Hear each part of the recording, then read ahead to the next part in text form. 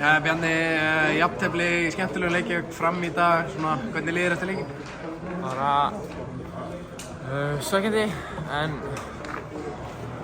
sáttur með að skora og leggja upp. En já, við börjumst vel, en já, bara leiðilegt að fá svona mark í andlitið í restina.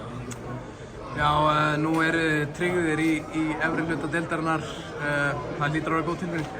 Já, það er alltaf smá öryggi að það er þéttur pakki hérna neðst, þannig að fínt að sleppa að vera einhverja fallbaráttu og nú þurfum við bara fókusum næsta leik og reyna að komast ofalega og við getum í töflunni. Já, þið skiljið Káa eftir í neðri hlutanum, er það góð tilfinning fyrir þig? Já, það er geggjur tilfinning og Þórsararnir komnir upp í bestu deild, þannig að það er gaman að vera Þórsarar í dag.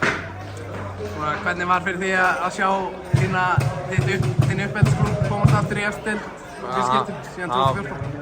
Það var bara geggjað, ég fór leikinn í gær og söng með Mjölnismönnum og maður bara bara svona gleðileg tilfinning að sjá Þór komast aftur á sinn stað í efstu deild.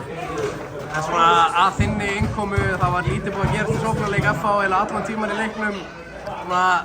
Hvað breyttist þegar þú komst inn á?